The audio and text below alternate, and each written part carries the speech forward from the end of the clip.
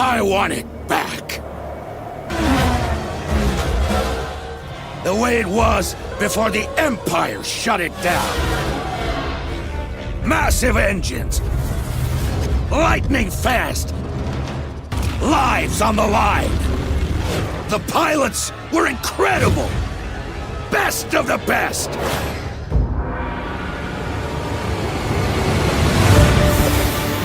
United by one beautiful dream.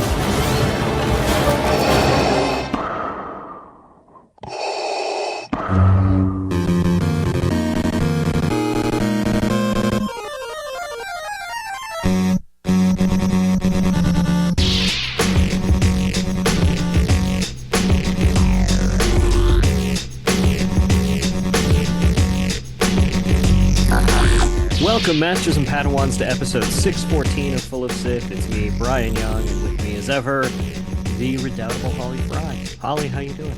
I'm good. How are you? I'm swell. Overworked, but swell. Yeah, I've been like running all over creation, and I have to do some work after this, but you know, I'm not complaining. Also having to do work after this. It's like I've been working it's funny, we record these on Sundays too, so it's like Yeah. there's no rest for the wicked. Yeah, I mean, some of that in this case is that I dragged my tail a little bit on getting some stuff done during the work week, and tomorrow is my anniversary with my beloved, so I would like to not work like the very long day I often do on Monday because I'm trying to catch myself up. But also just, yeah, it's end of year, so a lot of deadlines got to get met, and it'll be fine. It'll be fine. If that's the Yeah. worst thing I have to complain about, shut up, Holly Fry. For me, it's very much the whole editors are all like, we're trying to close this all out before the end of the year. Right. Wouldn't it be great if we could wrap this up? And it's like, that sounds great in theory, but I don't think you really realize what that entails. Yeah. And there's like 4 editors doing that, and none of them speak to each other or care what their other priorities are because they might be from different companies or Right. whatever. So it all comes to me. Um, Mm. but that's fine. It's fine. I enjoy doing everything I'm doing. It's just a lot. Yeah. I think a lot of people are feeling a little crunched down right now because of the holidays, and it's fine. Soon there will be some rest for the wicked. I mean, I hope that the actual Wicked they just put down like Well, that's a uh whole separate thing, but yeah. Yeah.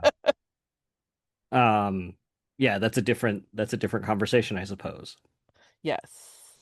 But I figured that we could talk today because there were some big announcements um Yeah.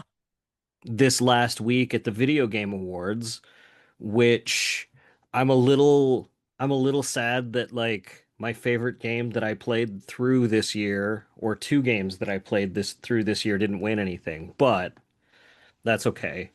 Um, I can live with that. Um, I'll live with that. But I'm not happy about it, but I'll live with it. But those would be Star Wars Outlaws, which that did come out in 2025, right? I Or did it don't come out know. like late last year? I don't know. I don't know. To be My honest, brain cannot I don't process. watch the Video Game Awards. Um, so it was like I found out later that all the trailers had come out. And the other one was Ghost of Yotei. Ghost of Yotei was so good. I just beat it like a week ago, and it was really good. Um, like really good. It was a sequel to Ghost of Tsushima, which they both kind of have like the spiritual Star Wars vibe to them. They're both very based on Kurosawa movies.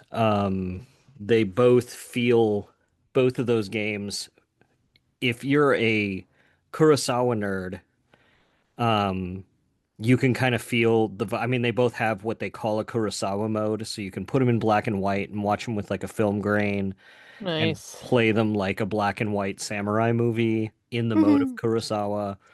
And if you've, because of Kurosawa, just taken that hard left turn into like samurai movies and um it was funny, like both games had a lot of like side missions that just read like issues of Usagi Yojimbo comics. Um, so it pressed a lot of my particular buttons. Marvelous. But during that show, like neither of those games won awards, but during that show, they announced two new Star Wars games, Yeah. which increases the total of Star Wars video games that we know are in development to five. So I figured we'd talk about our impressions of the new ones and what we know about them, and then talk about the ones that are in development. And then if there's still time left over, we'll talk about some of the ones that were, we've been playing and revisiting over the years. Sounds good. I will be disappointing because I haven't been playing as much for the last 2 years. I've been Yeah, like, no, you still need to catch up on Outlaws. yeah, yeah, I do. I still need to catch up on Fallen Order. Yeah, I have and all of these games in a state of like half-assery where I have started them and not gotten to the finish. But I'm hoping that once all of the aforementioned deadlines get met, then I might have some time here at the end of the year to at least bake in an hour or two of game time each day, is my hope. you know what I found about deadlines, Holly? They never end. Well, I'll finish a deadline and then two more will pop up in its place. It's Yeah, it's a it's a hydra. problem. It's a Yeah, it hydra. is. It is. Um, you know, it really is. And it's funny because I went through that, like I wrote a whole bunch of stuff in November going like December is going to be so much of a breath of fresh air because I'm going to have all this stuff off my plate. And as soon as I cleared that stuff off my plate, there was four emergencies waiting for me. And I didn't even know about them. They just snuck up on me. That's why they're emergencies. Yeah. Um, but so do you want to start with Fate of the Old Republic or Galactic Sure. Racer? I'm more excited for Galactic Racer, so let's do that second. Okay. So, Fate of the Old Republic is probably, I will be honest, um, the first Old Republic game I'm going to get seriously invested in. Really? I Did you play played, Knights of the Old Republic? I did, but like I played through it like once. I don't think I beat it. I, I want to ask you this I, before you go any farther. yeah, When you say you beat a video game, what does that mean to you? Because I think that phrase means different things to different people. beating a video game to me means playing the story through to completion at least once. Okay. Because, like, for some people, it will mean 100%ing I, everything. right. And I just want to make sure that we're clear on what folks So think. the Ghost of Tsushima and Ghost of Yotei games, I 100%ed those. Gotcha. So if I'm 100%ing a game, I'll totally go like, yes, I 100%ed that. But like, I'm also like a little bit more old school, where like, there's not really a way to like 100% a Final Fantasy game, right? Like once you hit the story end, it hits credits and like you just have to start a new game, right? Right. Um, So that's kind of where I'm at with those. Those Knights of the original Knights of the Old Republic game um was one of those games that like it was fine. I don't think I beat it. Like I'm pretty sure I didn't. I I'm didn't gonna tell you, I played all the way through and I don't remember very much of it. and I don't remember very much of it either. And when the Knights of the Old Republic game came out as an MMORPG, what was that, 10, 15 years ago? Yeah. Um I didn't play it because it was I haven't either. We did some coverage of it on How Stuff Works back then, and I got to interview a lot of the folks that worked on it, and it was a great experience. But I didn't jump deep into it, and I don't retain very much of it. I just don't like MMORPGs. Oh, I do. But it's the same problem as I just mentioned. I always feel like I need to have enough time set aside to like really dig in and like have my situation established before I stop. And I don't feel like I have that ever. Um, yeah, no, I had no interest in jumping into an MMORPG, even when I did have time. Like when Star Wars Galaxies came out, I didn't jump into that either. Like I played for a couple of hours on a friend's computer and I was like, cool, I'm not really You are into not the target this. audience. No, like MMORPGs are just not my thing. I want a single player story game. Um, Fascinating.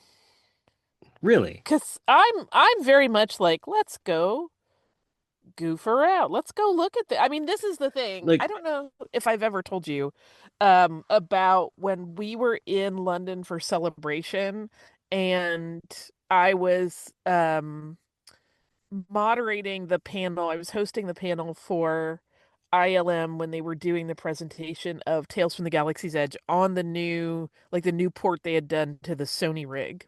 yeah, no, you told me about this. Yeah. And I didn't have a Sony rig, so we went to the Sony offices while I was there in Hmm. London, and I played in front of the developers, which I never want to do again because that is very, very nerve-wracking. But also, like, they were like, we did not realize people will take this much time just looking around.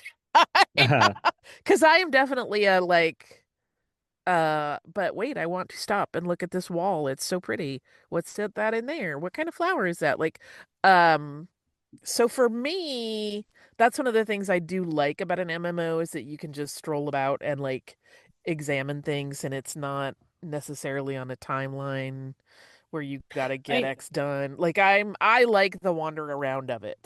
You can still do that in single player RPGs.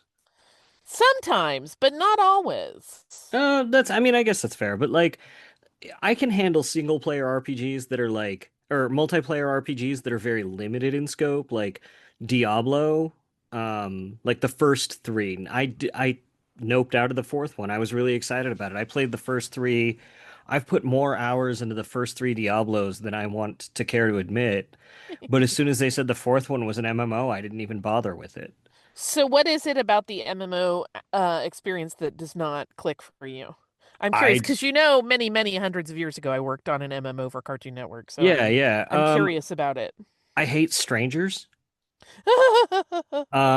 I want to play with the people that I want to play with. Like Diablo 3 was a great experience because like it was a regularly set time where I could play with like I played with a couple of friends and my brother and we did that and just that. I mean, I tried Battlefront 2 uh Yeah. and and I played a little bit, and that was kind of fun because I didn't have to. I kind of treated every other human on there as a bot, except for when I was playing with friends and my kid. Yeah, I mean, Um, and to be clear, right, that's not an MMO. That's just having to deal with other people in an online game. yeah, Yeah, in those kinds of games, I'm 100% with you. I want to play by myself. yeah, But I'm okay with an MMO where you wander around and meet people and yeah. I have no interest in that yeah. whatsoever. And so with this new Fate of the New Republic or Fate of the Old Republic, them saying straight up, it's a single player action role playing game. That is decidedly exciting for me. I Yeah. think part of the other problem is that like those MMOs are inherently there's going to be stuff in those MMOs where you have to be reliant at some point in the game on rallying other people to your cause. Yeah, I feel you. And I nobody's got time for that. And it's like if I have time at 5 in the morning to play to do that, do I know anyone? Am I going to get wrapped up in the drama of some random guild in order to do this? You know what I mean? Like I don't want Yeah, to yeah, yeah, deal I with any of that. do. I do. I do understand. Um, Um, like none of that matters to me, and I don't need any of that in my life. I want to play a single player game. I don't want to have to be online, and I just want to go through a story. gotcha. So, which is why I'm so excited about this. Yay. Like really excited. And it seems like this is going Um, to be years off, though. yeah, we have time. I have time to catch up on the other things I haven't finished yet. Um, yeah, I'm into it. I'm not as into it as you are because part of it being that like I feel like, I mean, one, it seems a little more Jedi centric, which is not usually my thing.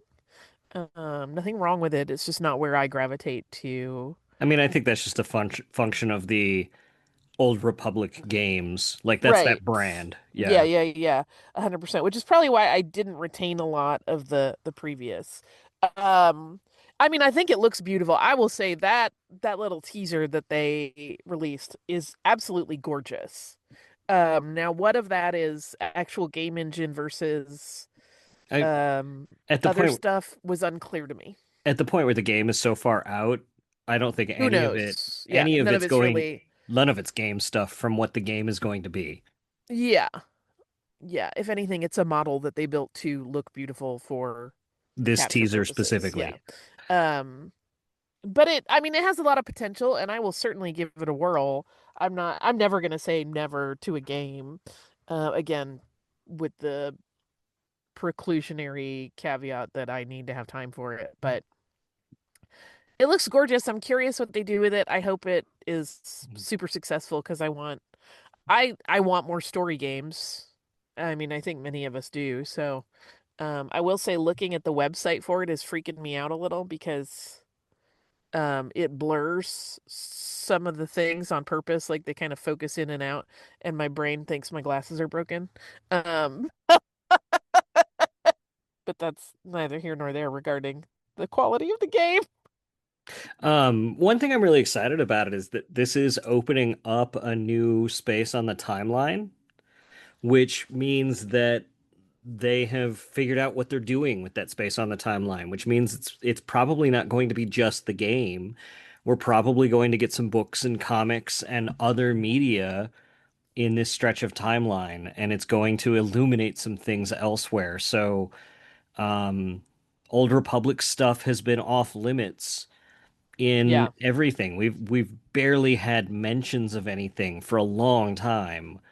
Um, and that's that, right? Like, so we're finally going to be getting a window into the furthest back we've seen, unless James Mangold's movie comes out first, right. Yeah. which is really exciting. Yeah, I agree. I mean, I always want more pieces of the puzzle. Um, because I like that moment where some element of the bigger picture clicks into place because of a new piece of media. I love that moment. That's also like what I love about studying history. Yeah. You can contextualize things because you learn something else about an adjacent event. And so the same thing applies to Star Wars for me. As far as like actual details we know about the game, it's really very little. There's a We BioWare know it has a develop. beautiful teaser. Yeah, there's a beautiful teaser. It's from a BioWare developer that had been working on Knights of the Old Republic originally. They had broken off and made their own studio called Archinaut Studios, co-founded by Casey Mhm. Hudson, who's serving as the game director. And the game is in early development, and it sounds like we're looking at a galaxy, quote, on the edge of rebirth, and we're probably following a Force user. And so, for folks thinking that this is going to be a remake of Knights of the Old Republic, don't expect that because that's a different game that they actually have in development where they're just doing a remaster of that game, which is not canon. And it's not going to be a sequel to those games because those games are also not canon. This is going to be something that is part of the canon. So they're not going to be tied down to any of that canon. So expect things from the mythology that you're aware of in that era to change based on the needs of the overarching story of Star Wars that the entire story group, the entire overall story is needing. Yeah. Yeah. Which I know, history has taught us is something that is a little bit of a struggle bus situation for a lot of folks. I'm not putting them down in any way. I know that's hard to be like, this is the world I know and now it has changed. Um, Expectations management though is great. If you go into it knowing things will evolve from that other thing that you love, it'll be fine. It'll be fine. Yeah, Everything yeah. is told from a different point of view. That's how I always like try to couch it for people when I talk to them. I know you do something similar when we meet people that are get frustrated that some new part of Star Wars storytelling changed something that, from what is now Legends that they really loved. And I'm like, but it's everybody, talk to two people who went to the same party and ask them what happened at that party, and they're going to tell you two different stories. So, like, Star Wars is the party, and there are different points of view, and those are different things that we get told by different people, and it's fine. Yeah. And this is, I mean, like, just expect that this is a wide open canvas, and they'll take the best of what they liked before and discard anything that restrains them. Yeah. So, the other big announcement that I was really surprised by is Star Wars Galactic Racer, which we just got a racing game. Um, Yeah, that is a very interesting factor in all of this to me. Like I wonder if the intent is to, very purposely be bundling a moment in time with racing content for some particular reason. you mean like there's like racing Like if content? racing is going to come up in another, in media, like in TV or film in a new way soon. Because it does seem weird that we got the VR racing game not that long ago at all, and now this is coming. We don't know when exactly yet, but I I think it's just a Sebulba renaissance which because we've he's all in both been waiting games. for. It's just Yeah. like this is how they wanted to continue Sebulba's story. More Dougs. Yeah. No, not more Dougs, just Sebulba. Well, more seeing a Yeah. Doug. It's more Doug moments on screen. Yeah. So Galactic Racer happens um on Jakku is where the teaser is. This happens after um you know this happens after the end of the Empire, and we kind of know that because it's very obviously, stuff in the trailer happens after the Battle of Jakku, and we see the downed Star Destroyers and stuff, which lets us know Sebulba made it through made it through the First Order war, the war with the First Order. Um, Yeah, I mean, if anybody's gonna survive, yeah, right? Sebulba there is going to win. I liked seeing all of the back and forth with people just excited that Sebulba got the last laugh on Anakin Skywalker. Um, but this is a racing game that's not a pod racing game. We see more sort of skim speeders and Speeder swoops, bikes in some speeder bikes. cases, yeah. Yeah, which is really interesting. It's kind of like a mishmash, like Star Wars Mario Kart kind of situation more than anything. Except really, really polished graphics. Yeah. Um, and like you're just racing around in these sort of ridiculous races, but there's a single player story again, which is really amazing. Like one of the reasons that Episode One Racer, it's great. It's a classic. I love it, but I can't just keep playing it over and over and over again is because there's just no story to it. Right. It just gets a little repetitive and like sure, it's fun, but um like it It's a is good what game for when you want to space out a little bit, but if you want something yeah. meatier, it's never going to deliver. And this game follows a character named Shade, a quote, lone racer with a dream of glory and revenge. Um, and that's really interesting. And we're going to learn more about Shade as they progress through the game's campaign. Our aim is to survive long enough to earn our shot at becoming an elite racing pilot, The races are high stakes competitions where racers do everything they can to get to the front of the solo campaign and in our awesome multiplayer gameplay. I don't care about the multiplayer gameplay. I mean, I'm sure I will when I can play it on a couch with people in my house, but if I can't do Right. that, then I don't care. Um, no, like I don't know why people, I don't know. Maybe I'm just the right age where like couch co-op or couch No, I'm with versus you. is the We love the best same thing. thing. Yeah. We do date Um, night where we're just like, what game can we play together? yeah, And it's great. like I will spend sometimes more time trying to find a game I can play with, my three kids at the same time in the same room on the same console than actually playing. Yeah. To the point where like I was at a convention earlier this year where I was just like, screw it, I'm buying another 64. And like just because I found a a a dealer on the vendor hall that had a 64 and they were guaranteeing it. I bought a 64, I bought four controllers, and I bought GoldenEye and Mario Kart and the original Smash Brothers, and it was just like, okay, guys, I'll order pizza and I will go buy you 64-ounce drinks from the gas station. Let's go do this, and you'll see how I was a teenager. Because that's what we used to do. Yeah, it was the best. And It was the I just best. want more of that in games. I don't know why. Well, I know why. Because they're like, what would be better is if instead of letting four people play on one system, we force them to buy four systems and four Yeah. TVs and Yeah. it's just like, come on, guys. Um, so yeah, I Yeah, want less that. I fun. don't care if I grew up playing Pitfall. Like I don't need better graphics. I can work on a screen. Like our screens are gargantuan. Like I can work on a screen small enough, like split my 70-inch TV up into quarters. I'm fine with that. Right, right.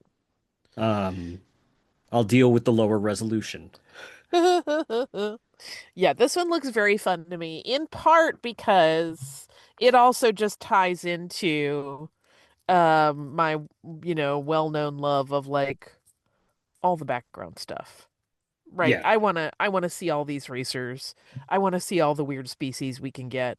I want to see all the weird machines they build. I want to know their stats. I want to know what planets they're from. Like that's all the stuff that I've always loved the most in Star Wars anyway. So it's like, here's the beautiful cornucopia for you, Holly Fry. And I'm like, thank you, thank you, thank you so much. Um so there's part of me that's like, how much will I actually play versus reading through everybody's like information and I, because I'm the dork that will look at a flower for 10 minutes. So. um, yeah, I'm really interested in it. I can't wait to, I don't know. I'm excited for it. I will play it. I will play the dickens out of it. Yeah. Um, I'll definitely go through the single player, but if I don't know, I hope it'll capture me for the multiplayer, but if it doesn't, it's still okay. Like Squadrons was a great game. I loved the single player mode, and I played through the single player mode a couple of times, and I don't regret buying the game or playing it, even though I only played the single player mode a couple of times. Yeah. Like that was fine. That was cool. I'm not usually terribly good at flying and racing games, but again, I'm so excited for how it potentially informs the lore. Listen, Yeah. here's what I want to know. If we're getting older Sebulba, will we find out if like Dugs get arthritis or like what? Yeah. No, I still I need to want play all of this through. stuff. I still need to play through the other game. I haven't had time yet still to just sit down and play through the other racing game to find out. But like the reason he's not racing then, during the time of during the Imperial era is just because he's been so cheating so Right. much he got Right, banned. he's outlawed. Yeah, Yeah. he's red carded for life theoretically, although clearly that's not how that plays out, but Yeah. yeah. Yeah. Um, yeah. So I don't know. I'm excited for it. It looks gorgeous. Um, I'm just yeah, no, it It looks fun. And like I said, I was surprised by it because when they made the announcement for Fate of the Old Republic, I was just like, "Oh, cool." Like not expecting there to be any other Star Wars game news. Like you Right. drop Fate of the Old Republic and that just feels like a mic drop, and then for them to go, "Oh, by the way, Yeah. here's a Star Wars, a triple A Star Wars racing game that looks amazing and is actually closer to release than that." Uh, Yeah. it just kind of feels like they're showing off at that point. Yeah, we don't have any dates associated with it, right? It didn't give us any No, coming blah blah blah. Because then I'm wondering, it I don't makes me think wonder, so. of course, if there's racing tied into any of the upcoming movies, that this will just kind of supplement that part of it and scratch that itch that people will undoubtedly have if they see it on screen. Yeah, no, I don't see. I'm not seeing it anywhere on the site, Yeah, no, but I don't see I any. didn't want to restart the the teaser promo Yeah, no, I don't see any. reveal I don't know what anything's called anymore because they always change. They call it a reveal trailer. Yeah. So the next game, which I'm really excited about, got announced earlier this year, and Mhm. it does have a release associated with it, and it's coming next year in 2026. And it was announced at Star Wars Celebration Japan. And this is Star Wars Zero Company. And this is about commanding an elite group, an elite squad through a gritty and authentic story set in the twilight of the Clone Wars as you step into the shoes of Hawks, a former Republic officer who leads Zero Company, an unconventional outfit of professionals for hire hailing from across the galaxy in a what looks to be a turn-based tactics style game, Yeah. which I'm really about. I would much rather play turn-based tactics than um, racing games. Um, I like racing games, but turn-based tactics is like catnip. Loath catnip. Maybe. Maybe. Um, I wonder what the Lothal equivalent of Loath catnip is. Oh, I have theories. Yeah. Yeah. But we don't know a whole lot about it, but we do have sort of a there's a picture of Star Wars Zero Company that they've kind of had for, the last year. Um, there's a Jedi on the team, there's a Mandalorian on the team. Well, and the Hawk, Jedi looks like a Tognath, which is interesting. yeah, I think he definitely is. Yeah. There's an R5 unit. There's a clone on the unit. And there's a bounty hunter and there's a Mando. There's a Mandalorian on the unit. And The greatest hits, basically. yeah. EA is doing it though. Which could be, who knows. They're big on um like I don't know, like this game, the art looks like it could be like a mobile game uh a mobile game what was the one that took place out in the Anoat sector? Um Oh, I don't know. it was the one that came out. Alexander Freed did the writing on it. And now all the storylines are finally getting paid off in like all of Alex Segura's comics work with like Moff Adelhard and the Iron, not the Iron, the Iron Blockade, when he closed off Cloud City, all of that storyline that happened post Jakku, it happened on that game. Gotcha. Outlands, maybe something like that. Um, I don't know. The art reminds me of that game. So I'm just worried that it's going to be like a tactics game. They're going to want me to play on my phone. And I've been so good about keeping games completely off my phone.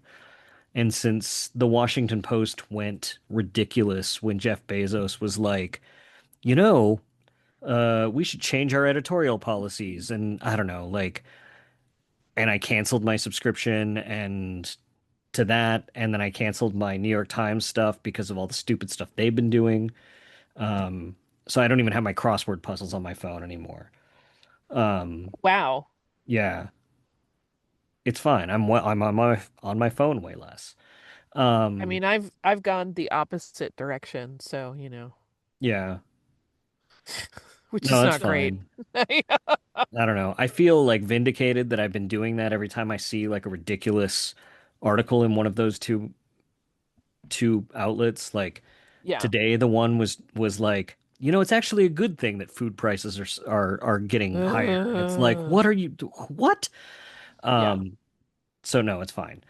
So I'm a little worried because I don't know. I don't want phone games, but I'll play it once through if I have to. But usually those seem to me to be vehicles for microtransactions, and that I do not Yeah. want.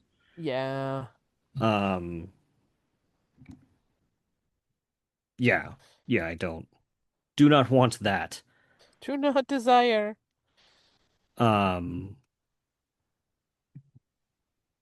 yeah, not at all. Um, then there's another one. I don't think there's any indication of when this one's coming out. Um, but I feel like we've known about this one for a couple of years. But this is Star Wars Eclipse, Yeah. and it is um, I don't know, it's an action adventure branching narrative game set in the High Republic. Yeah. And it's I'm not taking any part of that. um, oh, there was something that I see. It happened so long ago. I don't even remember Yeah, like what ridiculous Quantic thing. Quantic Dream, which is a company that's developing it, was founded by Uh-huh. a man named David Cage, and there have been a lot of very horrifying allegations made about the workplace that he runs and creates and the kind of behavior he fosters, including it being sexist and very toxic, even, to everybody, and also that he is super homophobic. And so, sorry, Eclipse, you get none of me. Okay.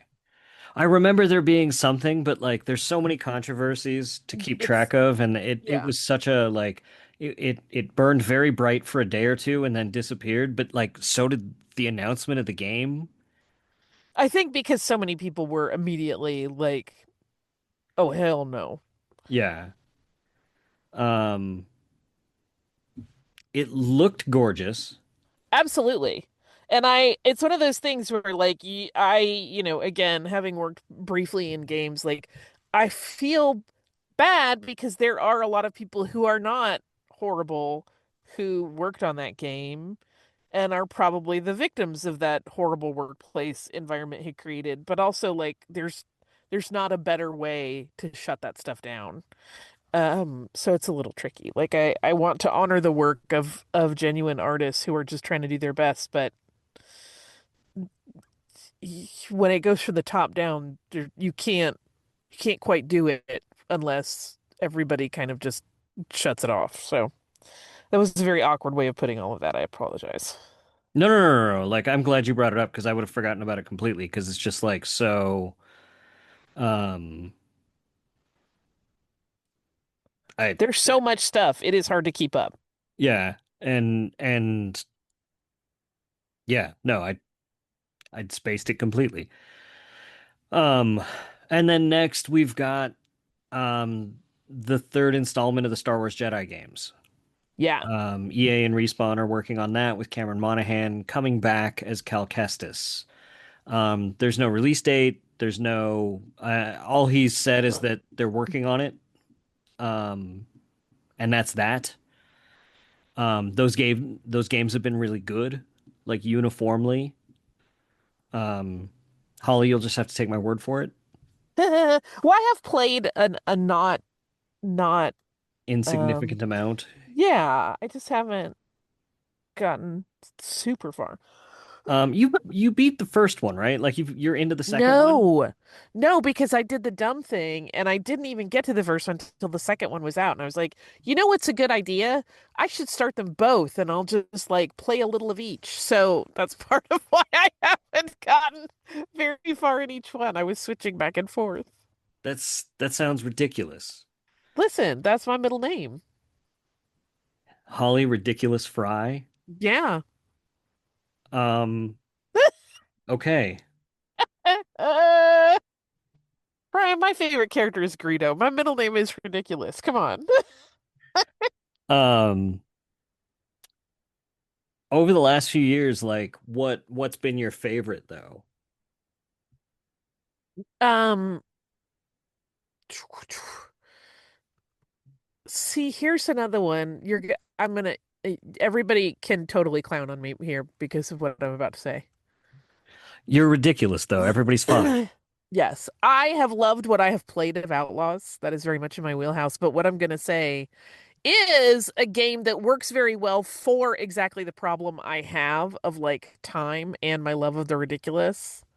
And it's when they did the huge release of all of the Star Wars Lego games together, like Yeah. as one big thing. Because you can just run around. Listen, once I had my team of two of Greedo and Enfys Nest, that's all I cared about. And I sometimes go through and do the missions, like the storyline of each location. But like sometimes I just want to run around Tatooine with my two sweetie pies, having a great BFF afternoon. I would say that's probably one of the games my kid plays the most. Well, and it's so easy to just drop in and drop out that if you don't have a lot of time, but you do want to play something and you want it to be Star Wars, it's the perfect solution. Yeah. Um, it really is. I mean, that's not a And also just terrible it's game. a great, super fun game. And when they did that big re-release with all of the content, some of the bugs that had come up in the separately released things had gotten taken care of. And so it's a smoother ride all around. I just really enjoy it. It makes me happy in my dark little heart. And I will say, as a parent playing with kids, the issues of playing with kids, they smoothed out a lot of those too. Yeah. So it's a little easier to handle some of the puzzles on your own if you need to, Yeah. rather than sitting there spending the entire time going, no, no, no, no, go that way. No, no, go that way. Please, please, for the love of God, go that way. Please. Wait, no, no. Oh, you're glitchy. You're glitchy. Yeah, it got a lot smoother. And I love it. I love everything about it. It's the most fun. Um, for me, like, I don't know, like, there's so many of the story games that have been just so good that have added to that tapestry, right? Like, I kind of look at them as movies on their own, right? Like playing through the single player of Battlefront 2 or playing through the single player of Squadrons or playing through the single Right. player of the Jedi games or playing through the single player of Outlaws. Like those games ask me to keep coming back.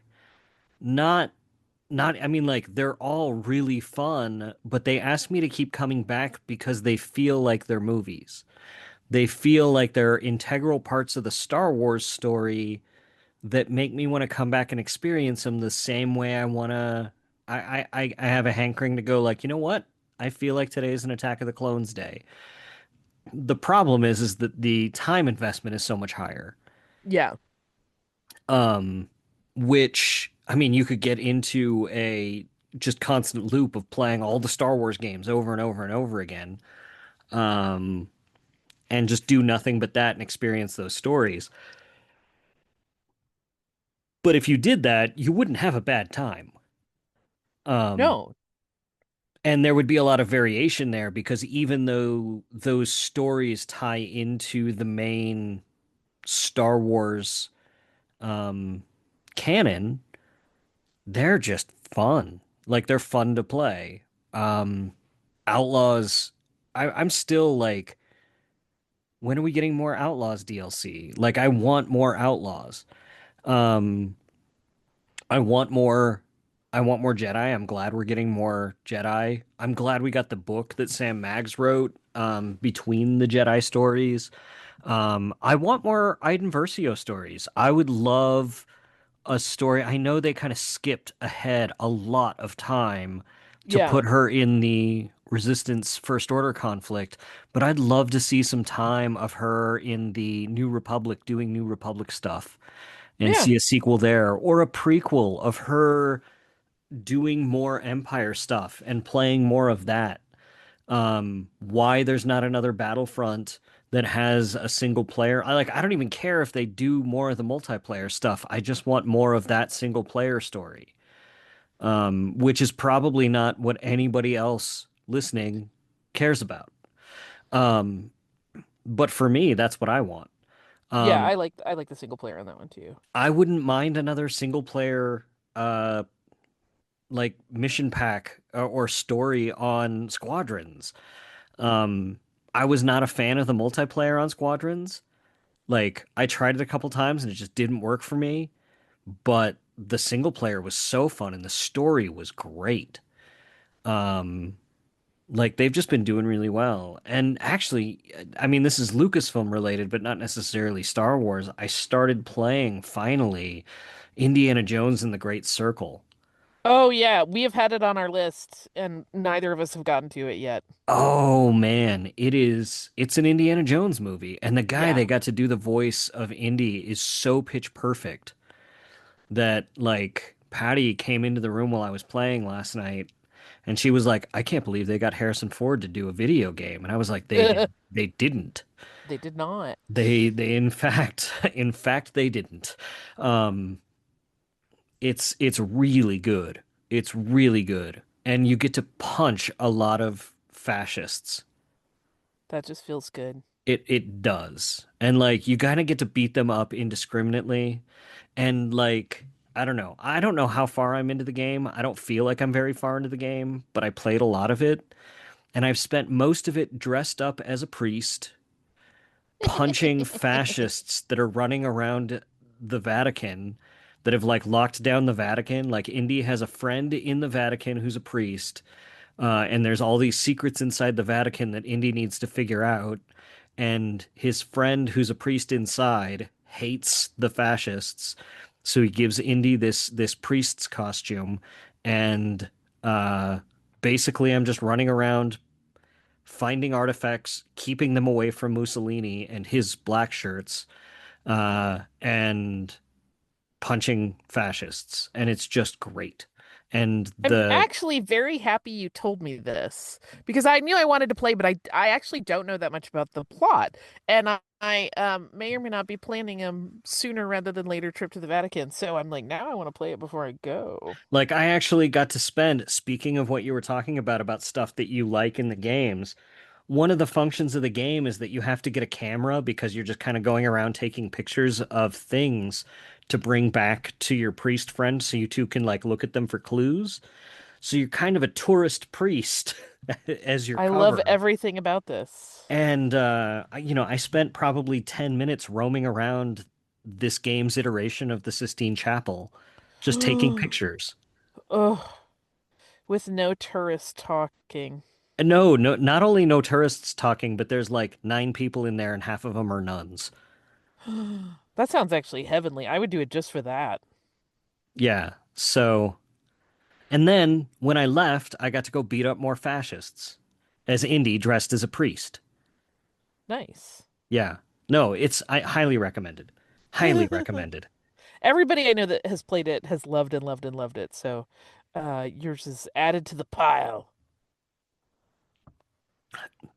No, when Lucasfilm Games is telling stories with their games, I don't think they're ever better. When they're not, I just kind of feel like meh. Like that first Battlefront was like it was fine. It was fun for a while, but like without a story. That's why I loved Alexander Freed's Twilight Company book so much. Yeah. Um, because it tied all of the different missions and stuff that you were going on into a cohesive narrative. And without the book, I think the game would have been not that great. as far as in the new canon. I know the old Battlefront games were terrific. Yeah, so fun. Oh God, so fun. Yeah. Oh. Yeah. Um, yeah, one of the things that I'm hoping in these upcoming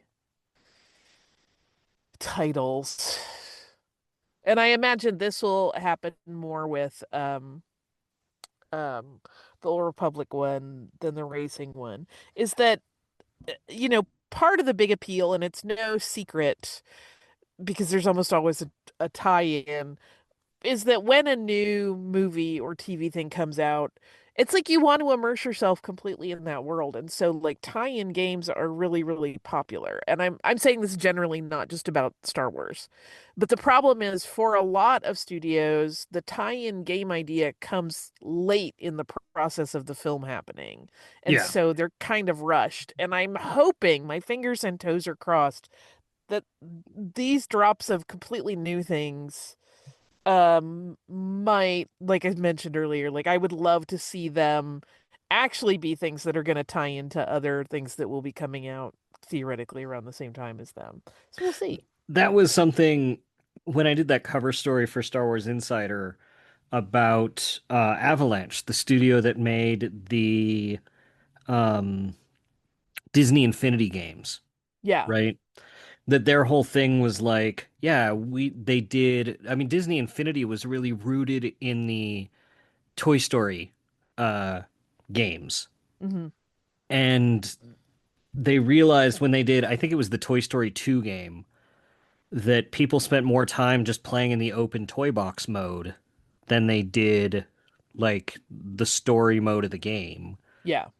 And they were like, well, if instead of forcing us to try to reinvent a AAA game over and over and over again every time you're doing um this, why don't you let us just iterate on that and just we'll put all of your licenses in it. And I think Disney Infinity really benefited from the fact that they didn't have to go back to Was square so fun. one Was so every fun. time. Yeah. Yeah, no, it really was. Um, I'm I kind of just still remember sad having that, a moment where I was like, Ahsoka, I don't remember what I was riding around on, some beast through Nightmare Before Christmas, and I was like, all of my dreams have come true. Like yeah, it was so much fun. I'm like mad that like I hope that like somehow Nintendo figures out a way to kind of come up with some backwards compatibility for that kind of stuff. I think that this is something I worry about a lot, and we're talking about like all these Star Wars games, that original Battlefront, that original Squadrons, um, these story games that are part and parcel of the Star Wars canon are things that could very easily become lost media the next time there is a revolution in the console wars or whatever. Right. And these things are essentially Star Wars movies at this point. And some way to preserve that stuff. And I mean, there are ways. It's really great that people have stitched together Yeah, like the YouTube cutscene videos. edits. Yeah. Yeah, which is really great. I'm really glad we have that stuff. But to be able to play it, like, there is something about the artistry of a video game, of being able to experience those choices, Hmm. um, and to make those choices on your own and take those routes on your own. And because there are some branching narratives and things like that. And that's something that does bug me about that game. Um, the mobile game that I was talking about, whose name I Oh, can yeah, yeah, barely even yeah. remember because, yeah, they stopped supporting it. You can't get it. It was available on iPhones for like in 2015 for a few years. Um, they never finished the story, so like now it's kind of getting tied up in comics, and that's that, right? Yeah. Like, and you can't go back and play it. You can't go back and experience it. It wasn't terrible. It was sort of a Diablo light sort of dungeon crawler situation. Um, and why can't we preserve these? Why can't what is going to help us preserve them, right? Like what Yeah. how are we going to be able to play um how are we going to play Jedi Survivor 10 years from now? Who knows? You talking about casual games though made me think about a game that I used to love and it is gone and it is one that's lost, right? Do you remember the droid puzzle game that was out for a while? Was it it was one of those games where you're like moving like dots around or whatever. Yeah. Um, Vaguely, yes. I love that thing. I played the heck out of it and now it's gone. I remember Tiny Elevator. Do you remember that one? Tiny elevator? Yeah, like it was just this um it was just this little game where like you had to build this um pixel art skyscraper kind of thing where you had to move residents and give them jobs, and it was kind of like Sims, I don't know, but Star Wars licensed one, and like you'd have Star Wars characters pop up and you'd have to give them their own floor and stuff. I played it for way too long and then it's just gone, right? Like, or Star Wars Angry Birds. Did you ever play the Star Wars Galaxy's Edge Sims pack? Yeah. I Um, didn't because I never played Sims and I hemmed and hawed over whether or not it was worth it to get all the stuff just to play the Galaxy's Edge thing. And then Tails got announced and I was like, well, I'm just gonna do that. So they sent me download codes to try it, and it took me like hours to figure out how to even get to Galaxy's Edge because it was I assumed when they're like you could just play Sims Galaxy's Edge. I just assumed that like you'd download that and you get to make a character and you'd pop up and you'd just have an apartment in Galaxy's Edge. the dream. Such is not the case. Yeah. You have to like create a sim and earn money and whatever so that you can call up and actually book a vacation to Galaxy's Edge. Oh, And then you go into Galaxy's Edge and it's all Galaxy's Edge in universe and all this kind of stuff, but you have to like figure out how to get into there first. And I couldn't figure out how the hell to get into there because I don't play Sims. And well, I, now you have made me very happy that I abandoned that idea completely yeah, because I would no, have gotten so irritated. it was very irritating. But once I was in there, it was kind of fun for a minute. Then I was like, okay, I'm good. All right, all right, all right. Um, no, it's interesting. Like some of these things that they team up on and then they just kind of disappear. Yeah. Um, I wouldn't mind seeing more. I don't know. I think the same is true of some of the board games. It's interesting that like Avalon Hill is doing tons of really big like Kickstarters to make really or Kickstarter like things like Hasbro Lab stuff for board games that are like uh Hero Quest or Samurai Swords or things of that nature that Hasbro owns Avalon Hill. And Avalon Hill put out Queen's Gambit, which is one of the best board games Star Wars ever played or ever made, and it's impossible to get. I fortunately have a copy, and I found it for just under, hundreds of dollars. Um, but why they haven't put that out again, right? And they have HasLab. Why isn't that something that goes out on that sort of situation? Right. Why is so much of this just dead media when it's like we could just do this? It doesn't make any sense to me. I don't have any answer other than I just think, business decisions get made that are not about archiving. They're Yeah. about, not having the fun, not wanting to put the funds behind supporting certain things, and you just kind of let it Well, hopefully fade off. that's what's interesting about like the HasLab kind of stuff too. Star Wars Epic Duels is another one too. That game has such a thriving community, it's astonishing. Really? Yeah. Have you played this game or heard of it? I know what it is. I've never played it. Oh, it's such a good game. Um, it was an Attack of the Clones tie-in game.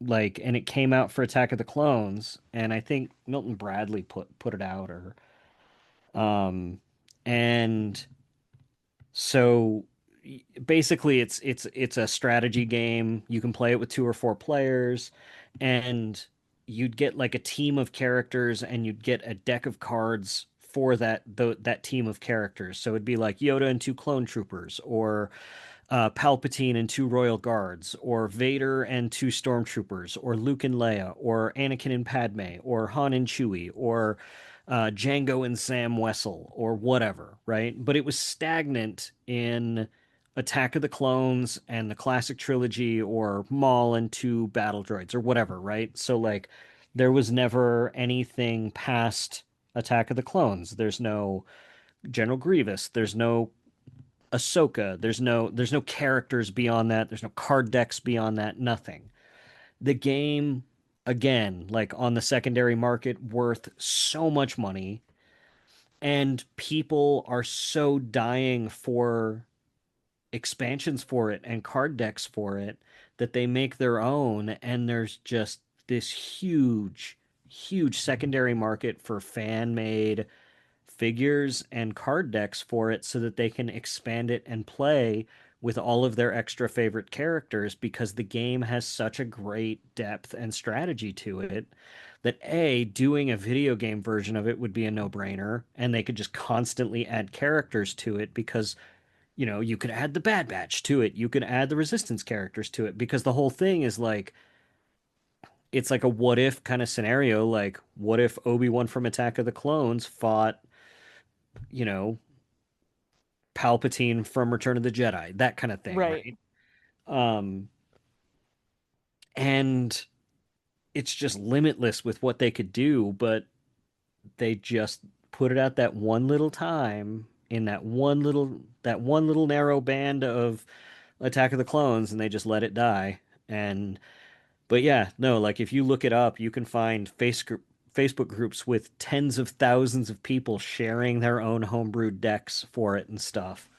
And there's this huge market of people that like print the decks out and just sell them to people at cost plus shipping, because they don't want to get in trouble with Disney, Right. um, because they just want to share their love of that game and expand it.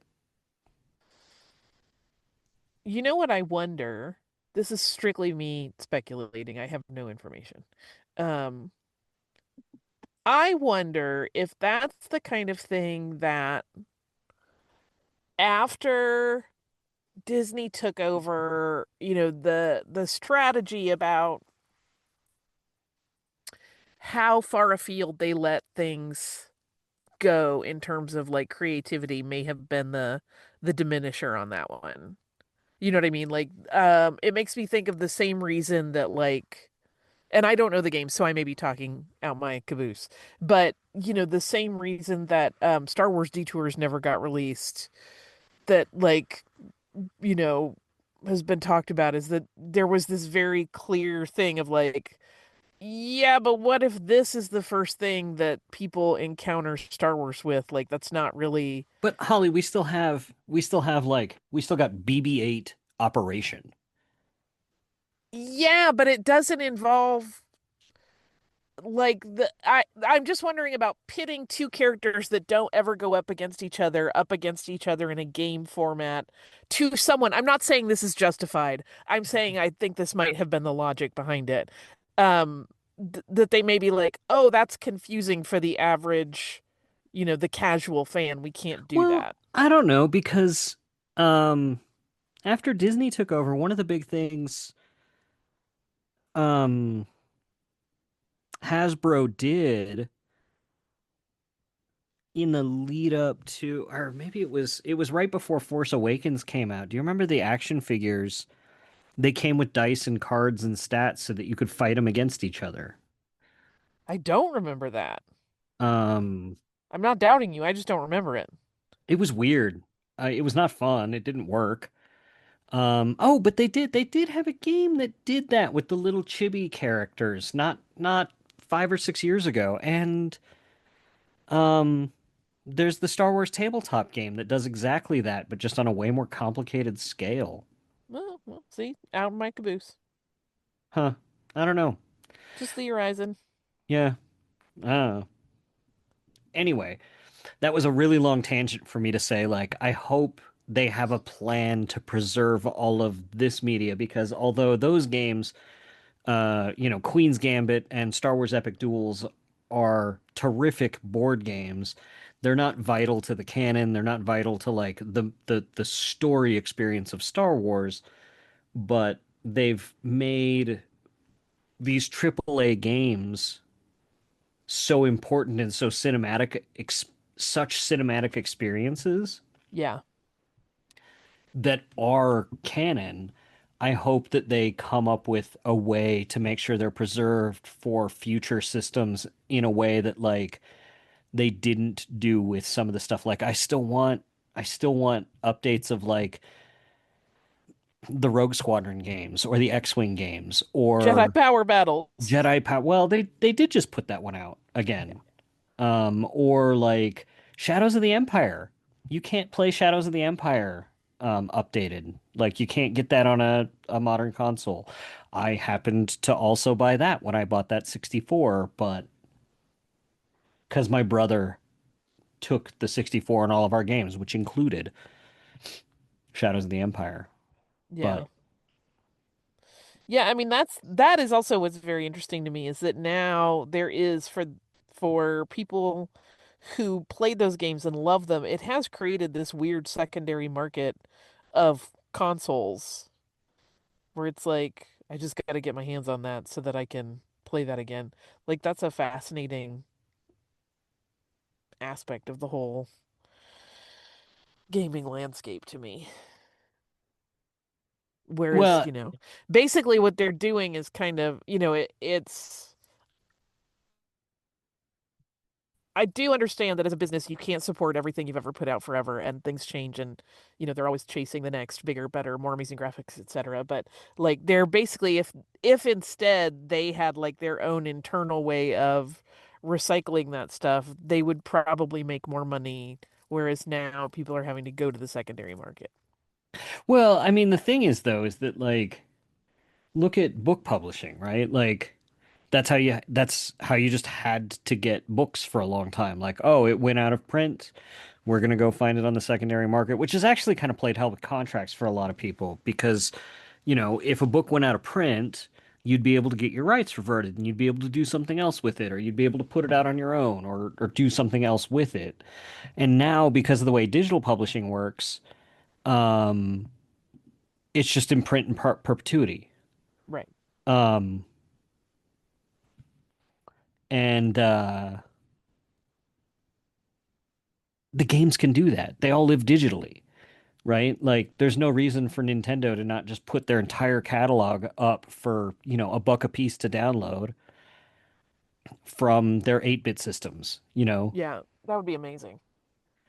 It doesn't matter how bad the game is. And yeah, I'm sure there's some licensing things, right? Like I doubt that whoever put out I was gonna say Jaws, but they just re-released that on the Switch Virtual Console. But like whatever movie it is, right? Like, I'm sure there are some licensing issues, but like, you know, there are probably some that have some problems. But um, you know, for those that don't or that they made in-house, what is, you What's know, holding them back? yeah. This we do not know. Probably time, project managers, porting it may involve resources that they don't have right now.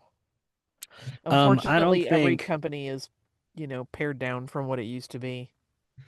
I don't think that like a multi-billion dollar company can ever say we don't have the resources. Like companies that make billions of dollars in profit and report that can ever say we don't have the resources to do this smallest thing. I mean, I'm with you, but that is what they will say because that money is earmarked to go to fancy people's wallets. Which is why we just need laws that eliminate the stock market. It's fine. And shareholders and change laws to make it so that corporations need to put people first instead of profit. I mean, Godspeed, Rebel. I, I don't disagree. I I just don't. I don't know how realistic that is.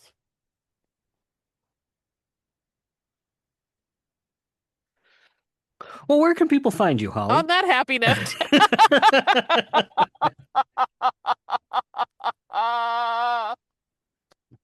go play Star Wars Lego. You'll feel better. I am on Instagram as Surly Girly 5. I'm on Blue Sky as myself. I'm still making stuff you missed in history class. I am still working with History Channel on The Unbelievable with Dan Aykroyd, which airs on Friday nights. Um, I feel like there's probably something else I'm forgetting, but that seems fine for now. How about you, sir? Um, well, this weekend or this week, I'm going to be in Portland on Thursday, December 18th. If anybody's in town, doing a signing and gaming event at Board Bard Games, Fun. signing BattleTech books, in Portland, Oregon, December 18th at 5:30 p.m. But otherwise, you can find me online at swankmatron.com or at on social media at swankmatron. And that's generally where I'm found. Um, you can find Full of Sith and the entire back catalog of episodes at fullofsith.com. We would love to hear from you if you want to send us an email at holocron@fullofsith.com. And be sure to rate and review the show wherever it is you listen to it. So, unless you think there's anything else, Holly. No, I think that was thorough. Yeah, it was. It was. So, for super producer Mike Pilot, for Holly Fry, I'm Brian Young, and the Force will be with you always.